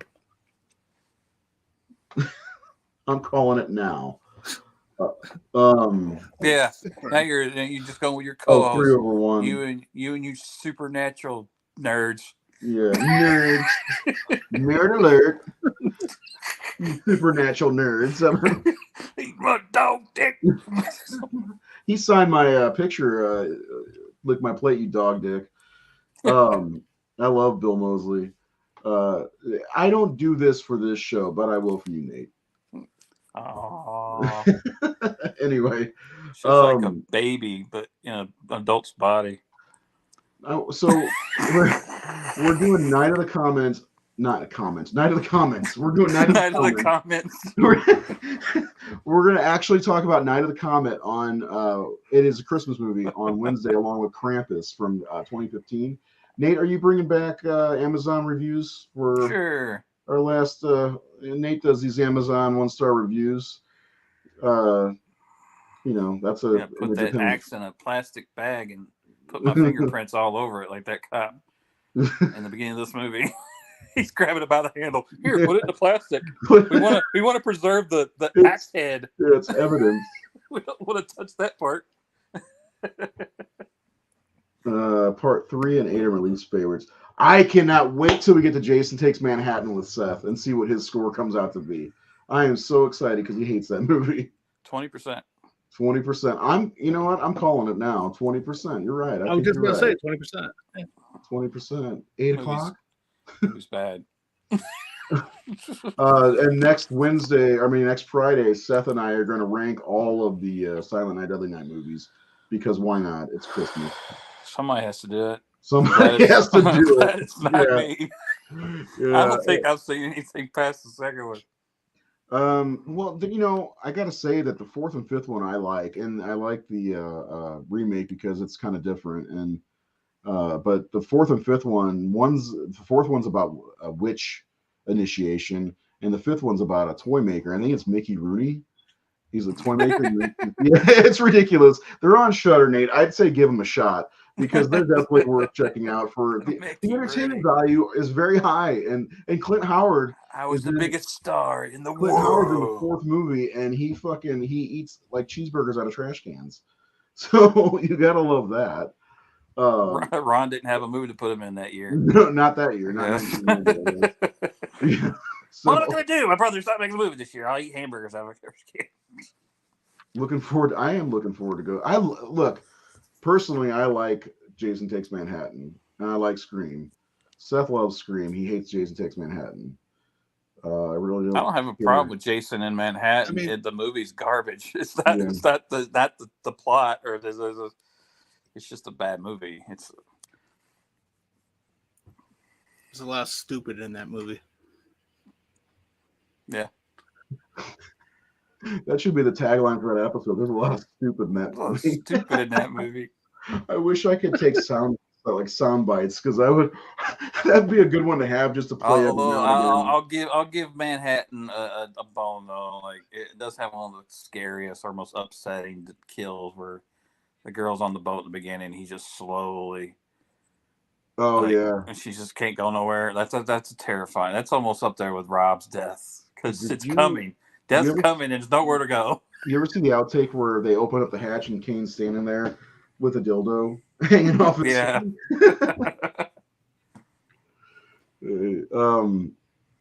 A lot of comments coming in just recently. Also, Scream 6. Was it actually filmed in New York? That's good. Manhattan was it? Or what's this? No, Like the I guess Times Square no, it scene. was Vancouver. Yeah. They did some stuff in New York, but it was mostly Times Square. Vancouver. Yeah. Also, just another thing, Seth and I, the last Friday of the year, will be talking about Terror Train, which is not. Nate, how do you feel about Terror Train? I did a Blu-ray cover. Yeah. Was it Scream Factory? Yeah, that was the first one they hired me for, but actually they released Halloween 2 and 3 first. And New Year's Evil will be doing as well. But yeah, like I don't think we've ever even mentioned Terror Train at all in any chat or on any show. Terror Train has its moments. I don't think it's a good movie. I agree. I don't think like we were talking about New Year's horror, and New Year's Evil is kind of a disco fun, but it's like I don't want to spoil anything. It's kind of got a good kind of cool concept to it. And I like it a lot better than Terror Train. Terror Train is just not very good overall. So that'd be the last thing we do for the Horror Syndicate anything this year. You would, Luke. I was gonna say that. You would, Luke. What? He said, "I like Terror Train." Oh yeah, I don't think. Is there anything Luke doesn't like? Luke likes everything. He does like everything. That's my boy. He's positive. He is. Well, he's more positive than I am. Well, I know you're the most positive of all four of us, and Jared, who's with us on Wednesdays. I'm probably the most negative. I think Luke's just being petty and trying to one up me on positivity. Petty Luke. Petty Luke. Luke Petty. Brother of Lori Petty. Yeah, we got Seth Petty, Luke Petty. Anyway, he's trying to copy my style. It is. Cool. So I bought a red hoodie already. Yeah. Anyway, that's the plans for the Horror Syndicate. We got Discourse on Wednesday, so hopefully y'all come back for that. Make sure you subscribe to the channel. Check us out on Facebook. Please check out Rage of Razor, as I've reactivated the page to talk about the woes of the DCU, and I've decided to start paying more attention to it. And I appreciate anybody who comments or anything on that page, because I like geek stuff a lot, comic books and shit, and other movies, and I don't have an outlet. I'm going to use that as an outlet again. And thanks everybody for humoring me. Even you guys have humored me on there. Thank you. I'm coming for your happy crown, Nate. You already got it. You can have it. I don't want that. I think you're more positive already, Luke. Like, I think the entire time you were on that episode, Bone Tomahawk episode, you had just had a ear-to-ear grin. So, like, I think I'm just happy to be here. I watch New Year's Evil every New Year's. Can you get this other? We can try. I'm not sure offhand what else. Nate, you got any New Year's Eve movies? Yeah. God, think about that. But yeah, that's something I'd have to look up, because I'm not Eve horror. I'm gonna do a quick Google. The only thing that comes to my mind is more of like a thriller than anything. What is it? Strange Days. Oh yeah. There's a movie called The Exhibitionist from 2012. Well, End of Days take place on New Year's Eve? Yeah. Or New Year's? Yeah, I think you're right, because that was Y2K scare shit. Yeah. Maybe Stigmata too. Oh, the best one. Scrap everything. Was Poseidon Adventure New Year's Eve? I'm not sure, but listen, we're not talking about New Year's Evil or Terror Train, because Jaws: The Revenge is a New Year's Eve movie. Oh, well, fuck it. Let's just scrap everything and do Jaws. Scrap everything. We're gonna dive deep into that. I hereby quit. Although movie about Michael Caine's mom's house. There's a movie called Bloody New Year from 1987. We already talked about Jaws 4, I think.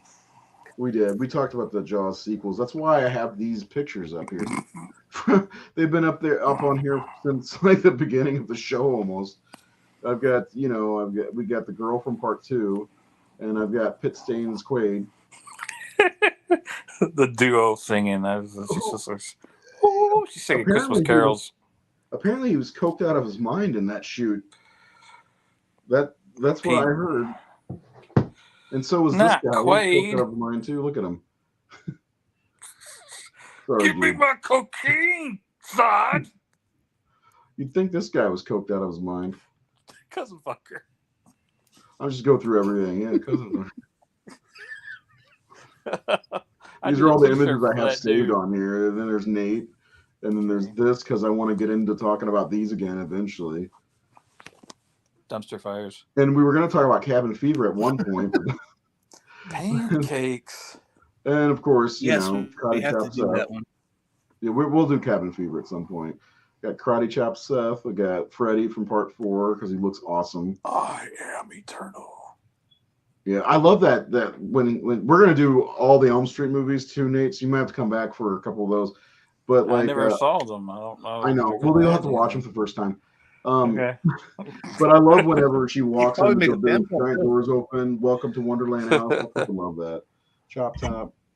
Got fucking Susie Banyan. Because we're going to talk about the Suspiria, man. I've been wanting to do that episode. We are going to do Suspiria in 2023. That is early on the list because we've been talking about doing that from the beginning. And what? Go ahead. I was gonna say I'll believe it. I'll believe it when we do it. I know. It's been on the agenda since season 1. I know it has been. Well, I want to talk about Krampus because Krampus is so much better. It's a Christmas movie, and it's a week before Christmas. You want to look at the colors. Look, people call Die Hard a Christmas movie. You can call anything a Christmas movie. Suspiria is a Christmas movie. Yeah. There's fucking lights in Suspiria. I'll talk about it. You know what? Fuck it, mate. I'll put my money where my mouth is. Fuck Krampus. Fuck Night of the Comet. We'll fuck Suspiria next week. How about that? I want to do Night of the Comet. I'm all for it. I love Suspiria. I'm just saying, we could talk about it. We could. Calmer than you are. I'll be petty. Ray Petty over here. Anyway. Stigmata's good. I like Stigmata. It's a nice end of the year or end of the days type of movie. Patricia Arquette. I watched Jaws 4 while in the hospital waiting for my son to be born. Because you were stuck there and had to. Yeah. I had to stuff I had to watch my night in the hospital. So, Garbage day. Anyway, all right. It's okay. So let's wrap this one up. I'm having too much fun here, and we'll figure out what we're going to talk about on Wednesday before Wednesday. Night of the Comet. I'll be honest, man. I don't really want to talk about Krampus anymore. I like Krampus; it's okay and everything. But like, the only reason I said I want to talk about it is because it's a Christmas movie. But let's just talk about Die Hard for next year. Yeah, we can save it for next year. Yeah. What? We're not locked into anything at this point, okay? I've not posted anything on the Facebook about what we're talking about for next week, so we can fucking just get crazy. We can be like Michael Keaton in Batman, and he's like, "When I get nuts, come on, let's get nuts." So anyway, where are we gonna get them? At Walmart? Huh? You gotta go to Walmart? No, let's get nuts. No. Oh, you gotta go to Walmart and get nuts? Yeah. I got some in the drawer over here. A box of or a jar of nuts. I love nuts. Anyway, we know that was from he put Garbage Day, and he's like, that's by the way, that's from Silent Night, Deadly Night 2. We know. What are you talking about? I was just talking about it's Garbage Day tomorrow. I got to take my shit out before this is over. I like the Garbage Day scene in Commando better, by the way. I'm afraid you missed me. No. That's right. We won't. Anything with Bill Duke's better. Yeah. Oh, yeah. That's good stuff. Wow, that whole scene, like, Silent Night, Deadly Night 2 is awful, and a lot of it's because it's him telling the story about his brother. So we're recapping the first movie, but that scene where it's like just a fucking switch gets flipped on this guy. He's walking and talking with his girlfriend. All of a sudden, this bleached blonde douchebag boyfriend shows up, and he goes ape shit, like, and starts shooting everybody. And go, you know, it's like. I showed that scene to my son because I bought it on Blu-ray the other day because I had to, because I'm a completionist when it comes to collecting, you know. And so I get it, and they're like, "Is it good?" I'm like, "No, it's terrible." And I was like, "There's a scene where a guy says garbage day and goes on a ape shit, you know, rampage." And they laugh. My kids were laughing so hard. Oh, we got to see this now. So yeah. So when I watched both the best scene in the movie. It's the only scene in the movie. Let's face it. Clip shows pretty much. Yeah.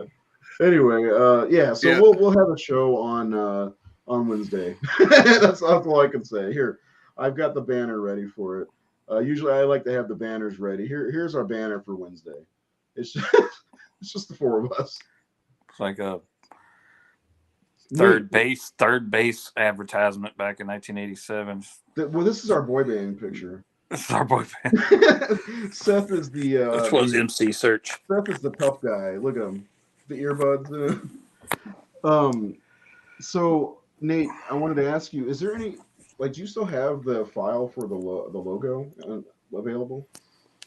I'm sure.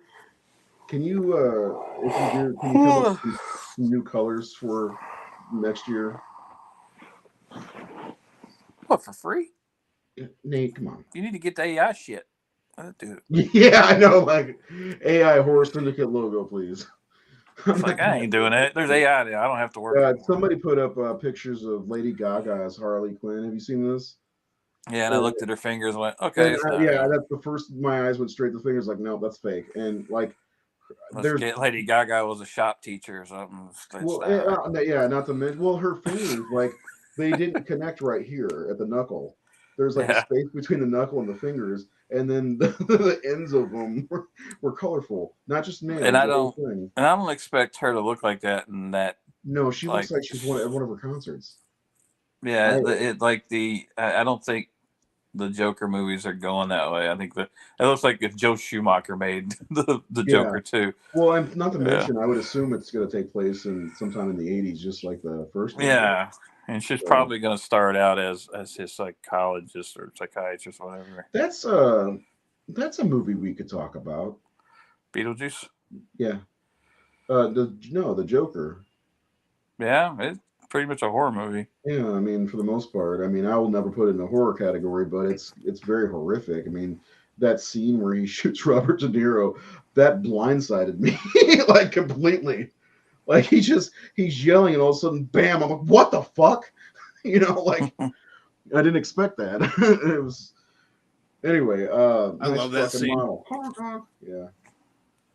Anyway, Nate, thanks for joining us. I had a lot of fun. I always have a lot of fun talking with you gents.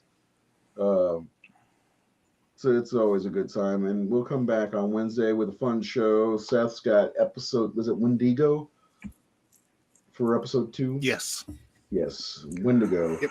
For episode 2. Supernatural. What time do you guys start? 8, 9 time? 9 o'clock my time. There you go, 9 o'clock. Check it out right here on YouTube. I wish I knew that show was. I watched the first 5 seasons. I remember people like, "Oh, it's a WB. It's a blah blah blah." I'm like, dude, it's 2 brothers driving around a fucking muscle car killing monsters. Come on, don't tell me you don't want to watch that. It's like a weekly horror movie, really. You know. Yeah. And that's what attracted me to it right away. Also, I watched Smallville season 4, and I really like Jensen Ackles. I was like, "Ooh, Jensen Ackles is so fucking great." Yeah, like Dean is one of the best horror TV show characters of all time. Yeah, yeah. So and Supernatural, Supernatural 2 is so different. What do you mean? Sorry, I got a delay, so I don't. You're good. Go ahead. When I when I start to speak, like you guys aren't talking at all, but something happens. You're at some sort of it's like you're a sideline reporter at a fucking football game. Yeah. How's the weather out there, Seth? Yeah.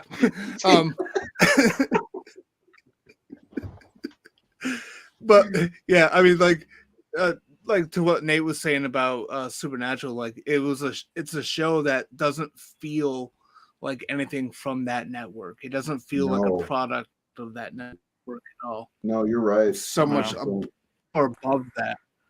Mm-hmm. There's no teen angst. I mean, right from the first episode, you know, Dean says no chick flick moments to Sam when he goes to try to apologize to him. So like it establishes, you know, sort of a tougher show than what they put out. But I love Supernatural and I've seen a lot of it, but like that first episode, you get a woman who drowns her kids, the woman in white, right? And then you get that's like a tent pole horror story, a ghost story, you know, in a lot of lore. And then you know, by the end of the episode, Sam goes back to college and his girlfriend's on the fucking ceiling and flames come out. It's like, what the fuck? You know, like, yeah, that so the first episode drew me in. I loved it. It's hard to go back because that was like me and Elizabeth's show. And every time I've tried watching it without her, it's hard to watch it. I like the Toymaker. It's a good one. Check it out. It's on Shudder. Anyway, Mickey Rooney. I think Mickey Rooney. I'm pretty sure. Here are our scores once again: 73% for me, Nate with his 85% and dashing good looks, and Seth as happy as a pig in shit, as my mom would say, with an 86%. He's like he's about to shoot a bow and arrow or something. He is the Emerald Archer. 80% overall. Hey, quick addition to the show. All right, did we show the video of the guys commenting on like when people would come out of the movie theater and make a comment? Interview. The man on the street interview. Yeah, the man on the street. Let's do it. Let's quick. Man on the street, 1984. You just walked out of final chapter, and somebody's putting a microphone in your face. We should film some of those. Man on the street. Though. I want to do that. I've been thinking about it ever since you talked about that. It's like I want to do. Those are so great, man. I want to do those and but comedy wise, and I want to I'll dress up in different characters. I said me and my daughter will do them, and I'll have my daughter be somebody, and I have somebody. We should. You know what we should do? We should film our kids talking about the movie before each episode and have that be our opening. You just saw the preview for the first time. What do you think? You know? Jason's nuts. Yeah. Oh, Jason with a hockey mask and the machete. Oh man. Yeah. Well, man on the street. Here'd be my kids. Yeah, whatever. Did you like it? I mean, yeah. What do we have for dinner? What do we have for dinner? This grin on his face if I ask him if he likes something. Hey man, what'd you think of that movie? He goes like that. It's like, I guess you like it? You creep.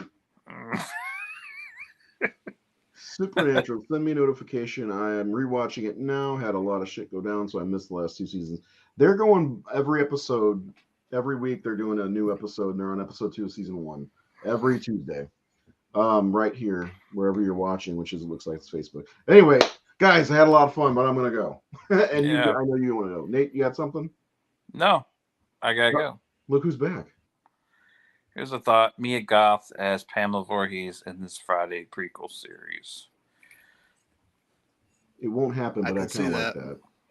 Yeah, I really like that hot take.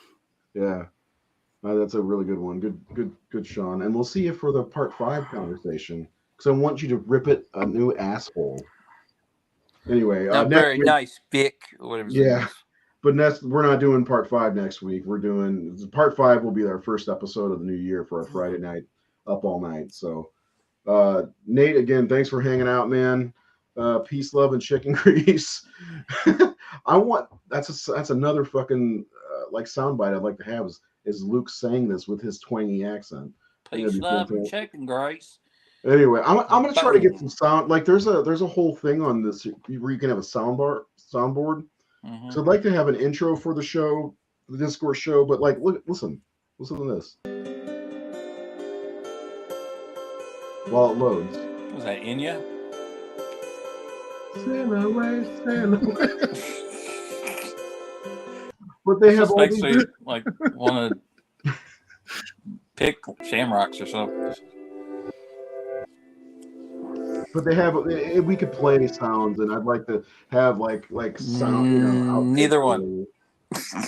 So anyway, they're gonna think we're like bring out crystals and shit and start talking about. We are. We're gonna read the horoscope tonight. What, you got like a Casio piano from 1984? That's what is this that? is, yeah. Beep, beep, beep, beep, beep, beep. Let's see where it goes.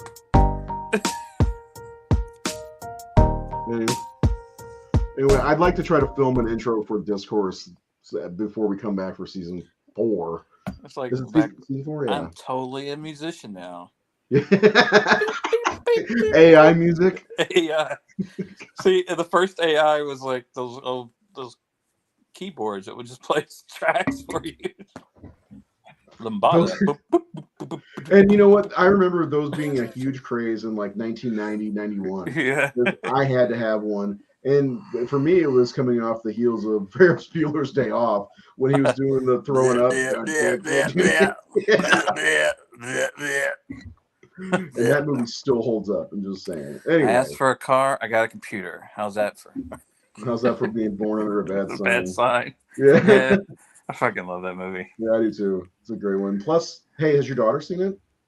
Yeah. Okay. Nate. And we went to the high school and. Oh, that's right. Yeah. In Chicago. Day Off is the fucking legendary. 1985. That's a shifting of the guard in the 80s. I mean, think about Breakfast Club came before that. That was anyway. That was 85. I think was it 85? Ferris was 86. Oh my god, I'm fucking. Yeah. I give up on everything. What do you say here? He wants the dueling banjos from Deliverance. We can't play that. We'll get shut down immediately, probably. Anyway. That's it. That's the show. We're going to go. We had a lot of fun. I had a lot of fun. Nate, again, thanks for coming. We'll see you on Wednesday. Seth will see you on Wednesday. And everybody else will see you on Tuesday. So bye. Have a great weekend.